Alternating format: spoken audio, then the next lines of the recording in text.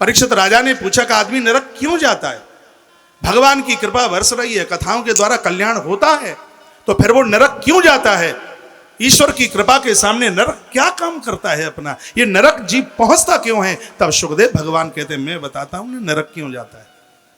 तब भगवान सुखदेव ने अधर्म की वंशावली का वर्णन किया। का मृषा अधर्मस्य भार्या दंभम माया च शत्रुहन। कहा अधर्म की घरवाली का नाम है मृषा यानी झूठ। परीक्षित व्यक्ति को चाहिए वो झूठ से बचे, क्योंकि अधर्म और झूठ इन दोनों के माध्यम से दो संतानें जन्म लेती हैं। एक का नाम है दंभ और एक का नाम है माया। दंभ दिखावे का नाम है, माया जो नहीं है फिर भी होती सी नजर आ रही है। मैं और मोर तोर तई में, या मेरा ये मेरा ये मेरा ये मेरा, इसमें जीव खप रहा है, खत्म हो रहा है। ये अधर्म की संतान है, दंभ दिखावा। व्यक्ति उतना बड़ा नहीं होता, उससे ज्यादा वो अपना प्रदर्शन करता है, मुझे देखो मैं कितना बड़ा हूं।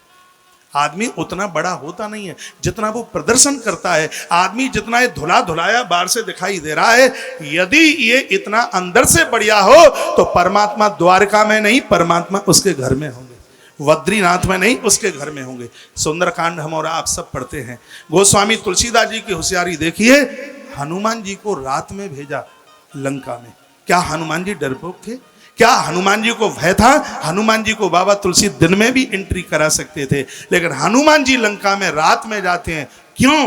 क्योंकि रावण वार से धुला हुआ है, लेकिन अंदर से बहुत कालिमा ली हुए है। वार से तो 4-4 घंटे शंकर का अभिषेक करता है, महादेव को डुगडुगी डमूरा बजाता है। बाबा तुलसी ने विचार किया कि दिन में हनुमान को लंका भेजता हूं तो रुद्राभिषेक करता हुआ नजर आएगा, हनुमान को लगेगा बड़ा भजनानंदी है, राम जी से सिफारिश कर दूं कि इसको ना मारें। तुलसी ने सोचा हनुमान को रात को भेजूंगा, शयन कक्ष में होगा। जब यह व्यक्ति अपने अकेले में होता है, एकांत में, तभी उसकी हकीकत का पता होता है कि अपने आप में है क्या। वार से तो सब नील टिनोपाल लगाए हुए दिखते हैं, लेकिन जब उनका एकांत सुधर जाए तो परमात्मा रामेश्वरम धाम में नहीं, परमात्मा उसके घर में होगा। व्यक्ति बाहर से बहुत अच्छा लगता है, लेकिन वो अंदर से उतना अच्छा नहीं है। जिनको बाहर से दिखावा और अंदर से कालमा भरी है, उसी को दंभ कहते हैं। संस्कृत का शब्द है दंभ। जो बाहर कुछ और है और अंदर कुछ और है, वो दंभ है। और दिखाने की जो क्रिया करता है उसको पाखंड कहते हैं। वो पाखंड है। सुनिए, तो अधर्म और मृषा, इन दोनों से दो संतान हुई। एक का नाम था दंभ और दूसरे का नाम था माया। अगला श्लोक क्या कह रहा है? कहता है कि इनको भी दो संतानें हो गई हैं। भार्या दंभ मायाम च शत्रुन असूत मिथुनम तत्वा नेते जग्रते प्रजा तयो लोभो निकृतिशाह महाजज्ञ यातना निरस्तथा। ध्यान से सुनिए, इनको भी दो हुए। दंभ और माया को दो हुए। एक का नाम है लोभ और एक का नाम है सठता। सठता, मूर्खता। ये सब अधर्म के वंशधर हैं। लोभ, उदार बनिए, अपने लिए लोभ कीजिए, दूसरों के लिए उदारता रखिए। लोभ, देखिए अयोध्या से राम चले गए, केवट की नाव में राम बैठ गए।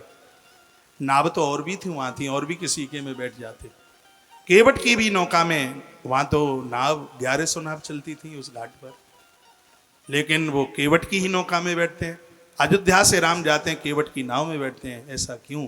अयोध्या में काम क्रोध लोभ तीनों आए, और जिसकी नाव में बैठे हैं उसके हृदय में काम क्रोध और लोभ तीनों में से एक भी दोष नहीं है। प्रमाण है, वो कहता है कि पार नहीं उतारूंगा आपको, इसलिए नहीं उतारूंगा कि आप जादूगर हैं, आपके स्पर्श से मेरी काठ की नवरिया स्त्री बन जाएगी।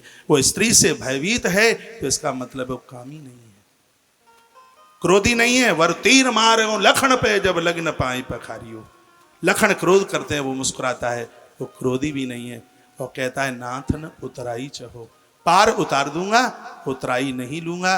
वो लोभ भी नहीं है। नाभ हृदय, जिसके जीवन में तीन दोष नहीं है, कामात क्रोधात लोभात तीनों नहीं है, उस जीव के हृदय मंदिर में परमात्मा आकर के विराजित हो जाता है।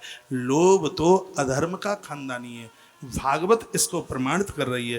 दंभ और माया की दो संतान हैं, एक का नाम है लोभ और दूसरी का नाम है सठता। इतना बड़ा नंबर मूर्ख के समझाने पर भी नहीं समझता। ये अधर्म का ही खानदानी है, लोभ और सठता। लोभ और सठता को भी दो संतानें हुई हैं, एक का नाम है क्रोध और एक का नाम है हिंसा। ये अधर्म का साम्राज्य है, क्रोध हिंसा, ये अधर्म के नाती पोते हैं। ये उनके यहां भी दो हो गए, एक का नाम है कलह, दूसरे का नाम है दुरक्ति। संस्कृत का शब्द है, इसमें दुरक्ति शब्द का संबोधन किया है। दुरक्तस्ते न चाह, दुरक्ति कहते हैं हिंदी में गाली को। ये अधर्म के ही साम्राज्य में है गाली। कलह और गाली, कलह झगड़ा करना और गाली देना, ये अधर्म के खानदानी है। कलह और गाली को भी दो हुए, एक का नाम है भय और एक का नाम है मृत्यु। इनको भी दो हुए हैं महाराज, उसका नाम है यातना और नरक। तो सुखदेव भगवान कहते हैं कि हे राजन परीक्षित, नरक तक की जो यात्रा है वो झूठ बोलने से आरंभ होती है। इसलिए सजग समझदार व्यक्ति को यदि नरक से बचना है तो वो अधर्म के खानदानियों से बचे, झूठ से बचे, दंभ माया से बचे, लोभ मूर्खता से बचे, क्रोध और हिंसा से बचे, झगड़े और गालियों से बचे, और वो अपराधों से भयभीत रहे, तो वह नरक की यातना को नहीं भोगेगा, नरक जाने से वह बच जाएगा।